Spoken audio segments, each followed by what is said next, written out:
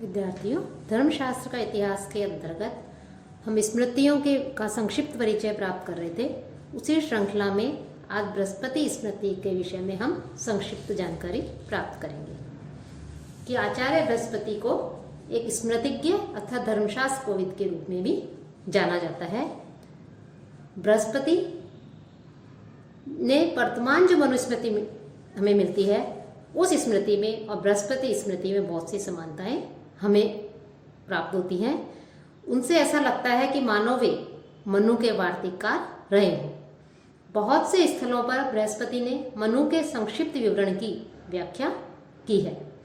अपराध, विवाद रत्नाकर, वीर मित्रोदय तथा अन्य जो ग्रंथ हैं उन ग्रंथों के आधार पर हम बृहस्पति में जो व्यवहार संबंधी जो सूची है उस सूची को वहां पर उपस्थित किया जा सकता है। जैसे व्यवहार अभियोग के 4 स्तर बताए गए हैं, प्रमाण बताए गए हैं, 3 मानवीय एवं 1 दैवी क्रिया, 12 प्रकार के गवाह, लेख प्रमाण जिसके 10 प्रकार बताए गए हैं, भुक्ति, साथ ही जो दिव्य है उसके 9 प्रकार बताए गए हैं, ऋणादान, निक्षेप, अस्वामी विक्रय, विक्रिया संप्रदाय, वेतनस्य अपाकर्म, स्त्री संग्रहण, सारस, साहस, पारुष्य, स्त्री पुरुष धर्म, विभाग, द्यूत, प्रकीर्णक, समाह्य आदि जो हैं इन सबका विषयों का वर्णन हमें विवेचन जो है इसमें बृहस्पति जो स्मृति है इस बृहस्पति स्मृति में दिखाई देता है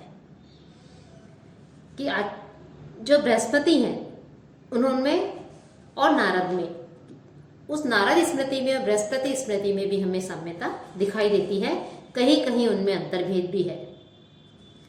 बृहस्पति मनु एवं याज्ञवल्क्य के बाद के स्मृतिकार हैं, लेकिन उनके और नारद के विषय में कुछ भी जो है बताना कठिन है। उनके विषय में कुछ भी नहीं कहा जा सकता है कि जो आचार्य जो बृहस्पति हैं उन बृहस्पति के श्राद्ध संबंधी लगभग 40 उद्धरण हमें स्मृति चंद्रिका में प्राप्त होते हैं।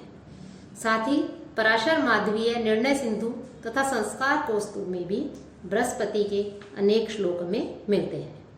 मिताक्षरा ने भी बहुत से स्थलों पर जो बृहस्पति हैं उनके धर्मशास्त्रीय नियमों का वहाँ पर उल्लेख किया है, उनका वर्णन किया है। और मिताक्षरा में व्यवहार एवं धर्म संबंधी दोनों प्रकार के उद्धरण हैं। बृहस्पति का जो संपूर्ण ग्रंथ है वो संपूर्ण ग्रंथ हमें अभी उपलब्ध नहीं हो सका है। साथ ही जो बृहस्पति जो स्मृति है इसमें देवराज इंद्र और देवताओं के गुरु जो बृहस्पति हैं उनके कथोपकथन के रूप में भूमि दान की श्रेष्ठता का वर्णन किया गया है। बृहस्पति के मतानुसार भूमि दान से स्वर्ण, चांदी, वस्त्र, मणिरत्न आदि इन सब के दान का जो फल मिलता है वो भूमि दान से प्राप्त हो जाता है। और दान में दी हुई भूमि को यदि छीन लिया जाए तो उसको छीन लेना एक अत्यंत भयंकर, महाभयंकर जो है पाप कर्म बताया है। और भूमि हरण के पाप से किसी भी प्रकार से मुक्ति नहीं मिल सकती है। उनका कहना है कि अन्याय से जो भूमि का हरण किया जाता है और जिन मनुष्यों के द्वारा वह अपहृत कराई जाती है उनके 7 कुलों का नाश हो जाता है। जो हरण करता है और जो हरण कराता है उन्हें अत्यंत मंद बुद्धि समझना चाहिए, क्योंकि इस पाप के फल से वे वरुण पाश में आबद्ध होते हैं और तिर्यंग योनि में जन्म लेते हैं। ब्राह्मण के क्षेत्र का अपहरण करने पर 3 पुष्ट तथा कुल का अपहरण होता है। भूमि का हरण करने वाला यदि 10,000 कुएं और बावड़ियों का निर्माण करवाए, 100 अश्वमेध यज्ञ करे, करोड़ गौओं का दान करे तो भी वह शुद्ध नहीं होता। इस प्रकार बृहस्पति ने जो है भूमि जो हरण है या भूमि दान की श्रेष्ठता का वर्णन किया है और भूमि हरण की जो है उसमें निंदा की है। बृहस्पति स्मृति के जो रचयिता है उन्होंने कृषि व्यवस्था को भी बहुत अधिक महत्व दिया है और समस्त स्मृति में उसकी उन्नति के लिए भूमि की रक्षा और उसकी उन्नति के संबंध में अपने विचार उन्होंने वहाँ पर प्रकट किए हैं। उन्होंने कुएं, बावड़ी आदि बनाने के का जो कार्य है, पुण्य कार्य है, उसका भी जो है उन्होंने वर्णन किया है। साथ ही यदि इनका निर्माण किया जाए, उनका कहना है कि यदि पृथ्वी में जो है उस पृथ्वी में जल स्थित रहे, इस प्रकार का यदि कोई व्यक्ति कार्य करे, कुएं बनवाए, तालाब बनवाए, उद्यान, बावड़ी आदि बनवाए, तो उस कर्म के करने वाले पुरुष के जो आगे और पीछे के जो 7 कुल हैं, उन 7 कुलों का जो है वो उद्धार हो जाता है। तो इस प्रकार से जो बृहस्पति हैं उन्होंने भूमि के विषय में भी जो है अपने विचार प्रकट किए हैं। साथ ही जो आचार्य जो बृहस्पति हैं, उन बृहस्पति ने जो व्यवहार के अंतर्भेद हैं उन भेदों को भी प्रकट किया है। धन संबंधी, हिंसा संबंधी जो है उसमें उसको विभक्त करके विभाजित किया उन्होंने व्यवहार को। और आचार्य बृहस्पति ने युक्तिहीन जो न्याय है उस युक्तिहीन न्याय की निंदा की है, भर्त्सना की है।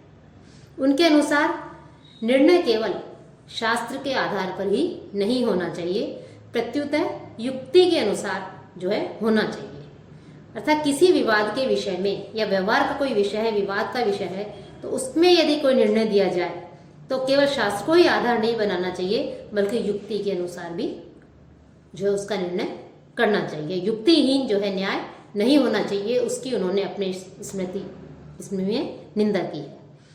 और यदि युक्ति के अनुसार न्याय नहीं किया जाता तो जो चोर नहीं है उसे तो चोर जो है वो सिद्ध हो जाएगा, और जो साधु है वो असाधु सिद्ध हो सकता है। इसलिए शास्त्रों के साथ साथ युक्ति के अनुसार भी युक्ति युक्त न्याय करना चाहिए। युक्तिहीन न्याय की उन्होंने हमेशा निंदा ही की है।